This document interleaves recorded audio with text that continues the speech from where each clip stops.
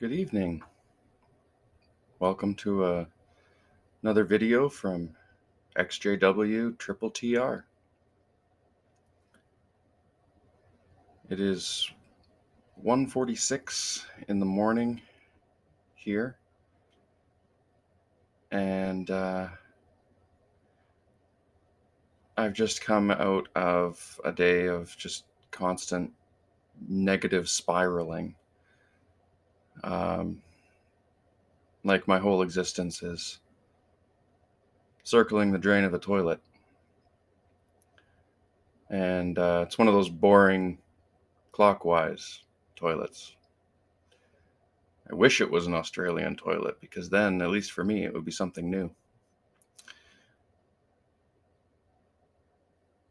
There's things that I've been banging around in my head for quite some time, and this recording isn't scripted or planned. Um, it's just the thoughts coming out of my head. And coming to terms with what I was led to believe growing up, um, the path that set for my life, but then also realizing that it's not new. It's not, I'm not the first generation that this happened to. I'm fourth generation of my family that were raised uh, as Jehovah's Witnesses. Um, my father was born in May 1953. He was second generation himself. My mother was born in April 1958. She was third generation. So I'm fourth generation on my mother's side, third on my father's. Now, I remember some things that um, my father told me about when he was in school, um, because he performed well academically, um, and the teachers, they wanted him to uh, pursue uh, schooling for becoming an architect. He had real talent in drafting, and I remember growing up seeing things that he would draw and things that he would plan out, and they were always um, were very orderly. And then later, as I got into the construction field and dealing with architectural plans, that his drawings were fantastic. This would have been, say he would have been 18, 17, 18 at the time. So um, what would that be? 1953, say he was 18. So 1971. Um, Now he lived with his grandmother, and he didn't pursue education. She said that she would support him if he was to pioneer. So that's what he did. He didn't have to pay rent or stuff like that because she was supporting him doing the most important work ever. 1971. My mother, not 100% sure if she finished grade 10 and went no further, or if she didn't even finish grade 10. I think she did. Yeah, I'm pretty sure she did. So this would have put her at about 15 years of age at that time. 1973. Left school. Not important. School wasn't important.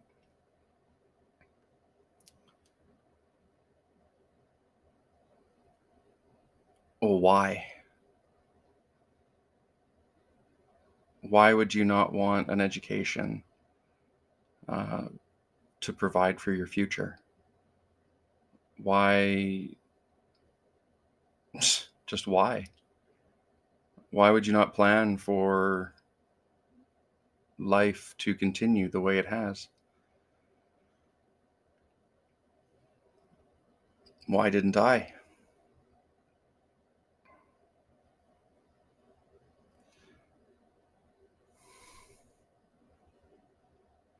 I had the opportunities. I had the offers. They wanted me in school to pursue a career in culinary arts. There was a program put on at the time uh, that would have started me toward my culinary degree as early as grade 11. Um, but when the offer was made to my parents, the answer was no. I wouldn't need it.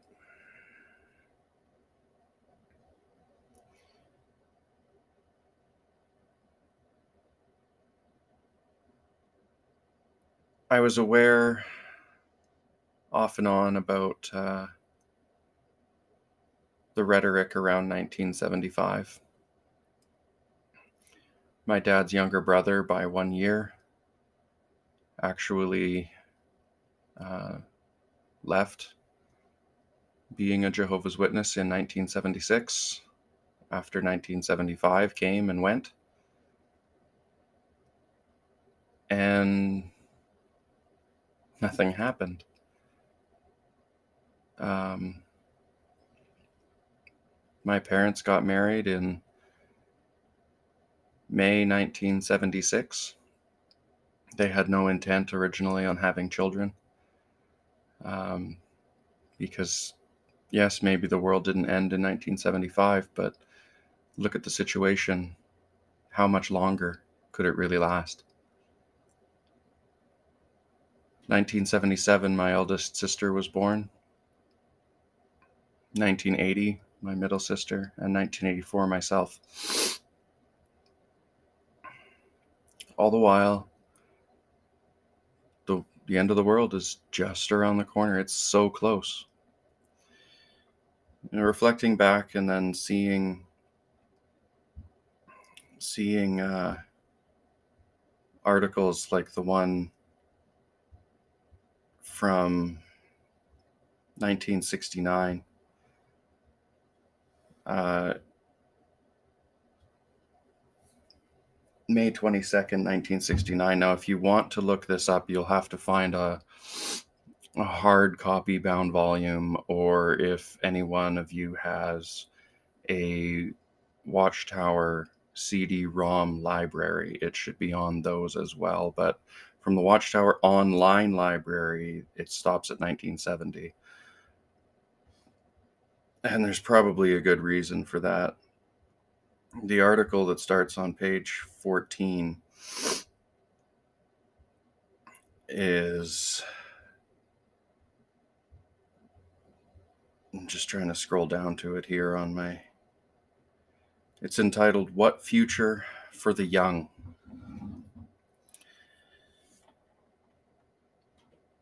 And as it goes on, so by the this is the third paragraph. I'm going to read the third, fourth, and I'll just stop when it stops making the point that I want to make. So it says, if you are a young person, you also need to face the fact that you will never grow old in this present system of things. Why not? Because all the evidence in fulfillment of Bible prophecy indicates that this corrupt system is due to end in a few years. Of the generation that observed the beginning of the last days in 1914, Jesus foretold, "This generation will by no means pass away until all things occur." Matthew 24, verse 34. Therefore, as a young person, you will never fulfill any career that this system offers. If you are in high school and thinking about a college education, it means at least 4, perhaps even 6 or 8 more years to graduate into a specialized career. But where will this system of things be by that time? It will be well on the way towards its finish, if not actually gone. This is why parents who base their lives on God's prophetic word find it much more practical to direct their young ones into trades that do not require such long periods of additional schooling. And trades such as carpentry, plumbing, and others will be useful not only now, but perhaps even more so in the reconstruction work that will take place in God's new order. With such practical trades, many young persons have been able to sustain themselves with part-time work. This allows them to spend much more of their time helping interested persons to learn God's requirements for life by studying the Bible with them.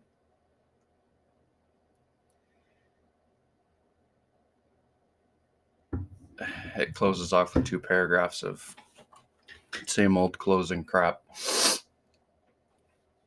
But this is what my parents were raised with as they were entering and finishing high school. Now, I don't know a whole lot about my mom's past. Um, she just never really talked about it a whole lot. Or if she did, maybe I just didn't listen. I remember more of the stories from my father. But I came along in 1984 and started elementary school in 1989 with kindergarten. School I went to was kindergarten through grade 7. Small town, we had no middle school, so high school started in grade 8.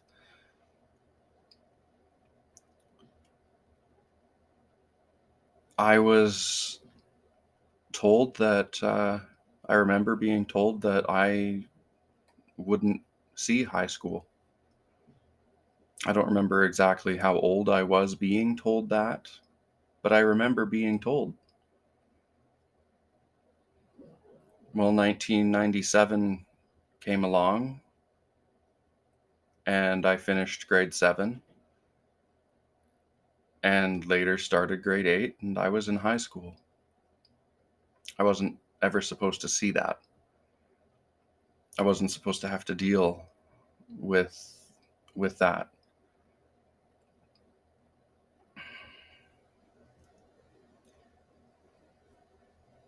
My interest in school was never really there.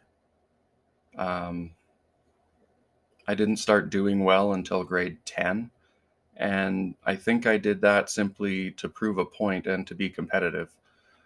Um, but again, I was being told over and over again, and not just by my parents, but by other witnesses, other elders. My father was an elder from, I think, around my age of 8 onward, um, possibly younger. There's so much dark spots in my memory that I don't really recall. Circuit overseers and their talks from their platform or from the platform, and circuit assemblies, district conventions before everything went super high control script.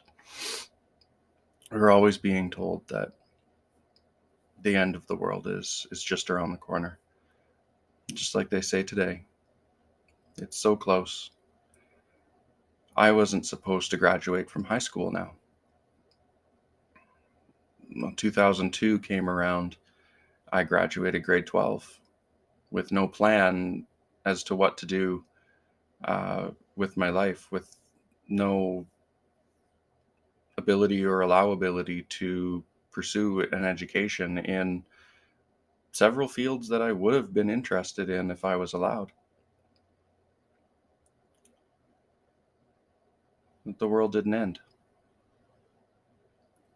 I started pioneering. My father gave me the same offer that his grandmother gave him. He'd support me if I was pioneering. So I started pioneering.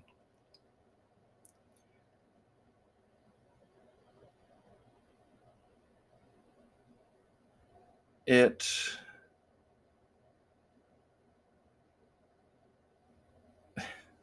the goalpost just keeps moving back. Because all the while I was pioneering, I did this for about 5 years.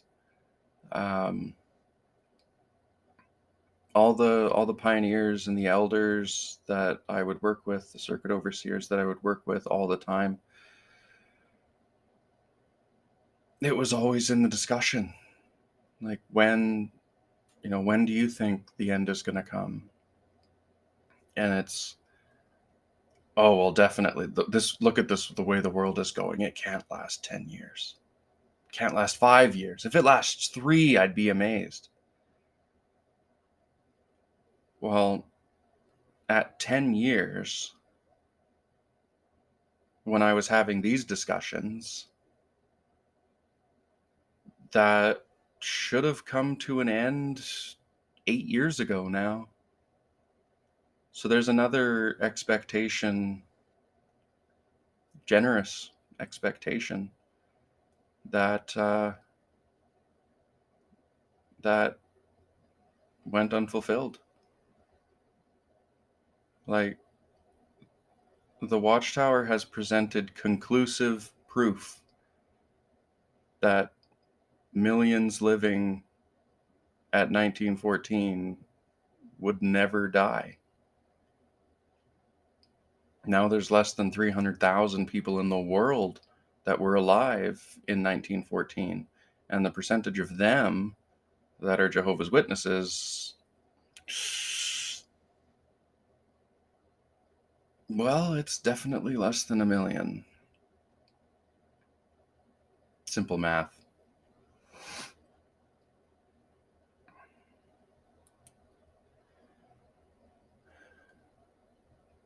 I guess this episode would be more on the tirade scale.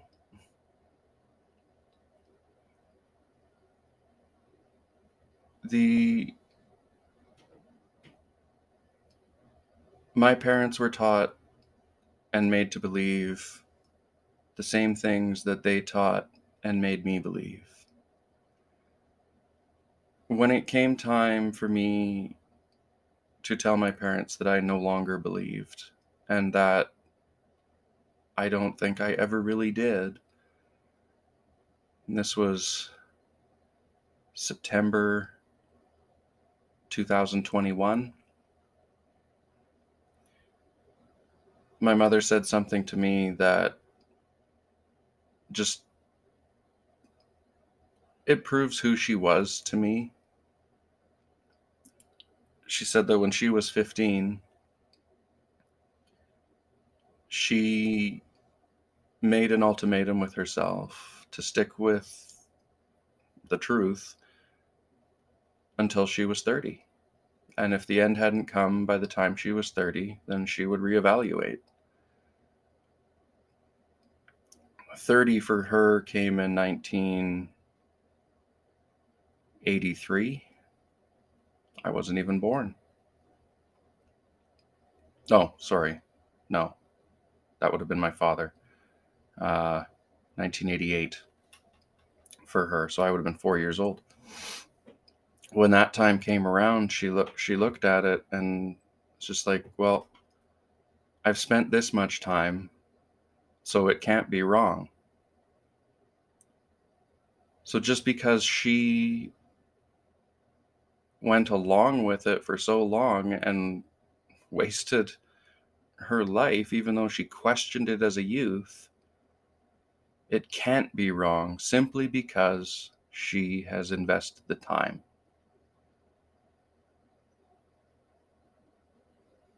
Why didn't she leave when she had the questions? Why didn't my father join his brother and leave in 1976?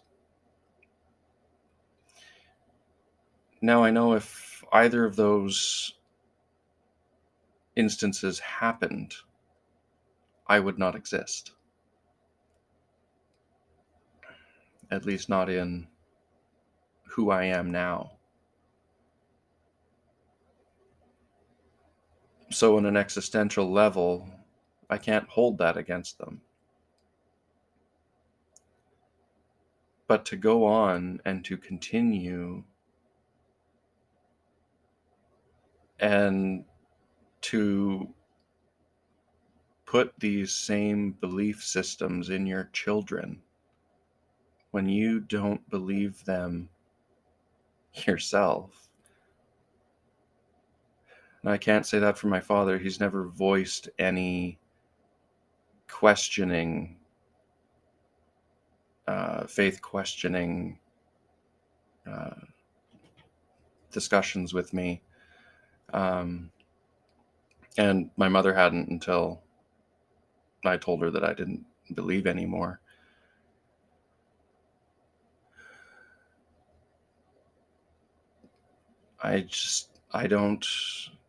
I don't understand. I do on one level. I understand it logically and cognitively, understanding how cults control and how they change thinking patterns and force you to repress logical thought and critical thought. But emotionally, that's not enough of an answer for me. And it's an answer that I'll never have satisfied.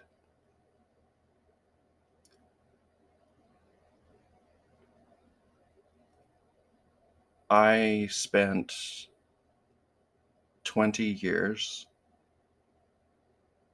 uh, living in a way that is approved by that group. I made no moves towards a successful, sustainable career. And when I eventually did open my own uh, business in a uh, JW approved trade as a house painter, because you can do that without going to trade school here, I still just never saved, never planned for retirement. Now, I know a lot of people, especially in my generation, didn't spend a whole lot of time thinking about that. Um, and a lot of them are scrambling. But the experience of my parents outliving the the end of the world over and over and over again, because it doesn't have to be in print for it to be believed by everybody in the religion that the world is going to end within the next 5 years, 10 tops. They've been saying that same crap for 150 years. So they all believe it. But every 5, 10 years that goes by and it hasn't changed, you'd think, well, maybe, just maybe, we should make plans in case it goes 50 more years, 100 more years.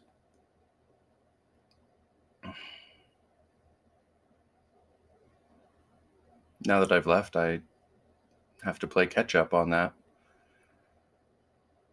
or work until I'm dead. Probably more the latter.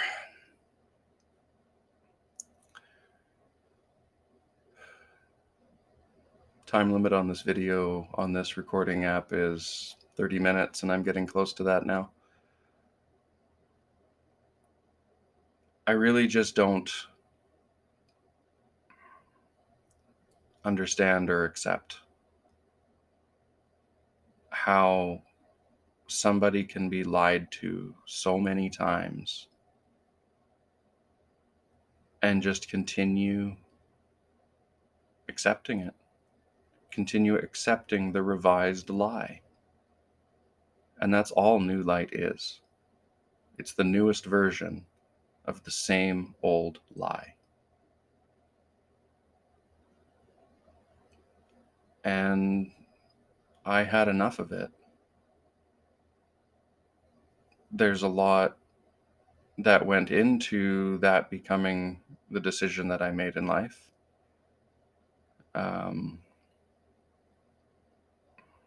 But that's where I am now.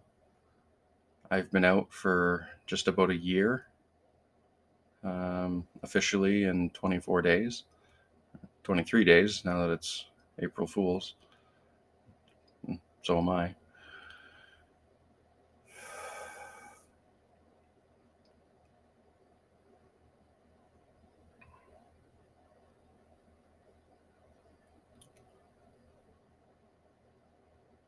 It's the long, awkward silence of an unscripted presentation. I hope you enjoy staring at my face.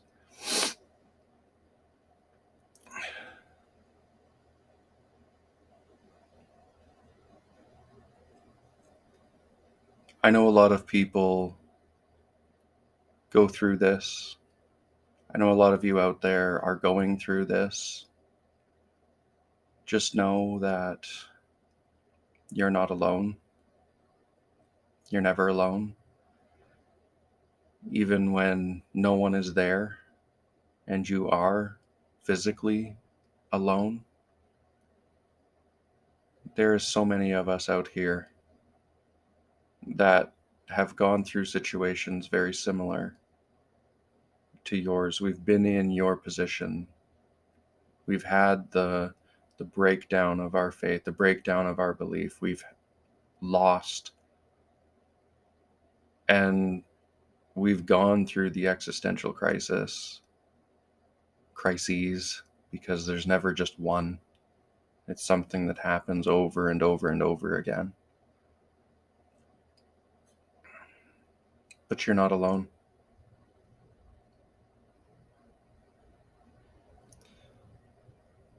Even though I'm not feeling it right now, I'm going to sign off the same way and just let you all know to stay happy.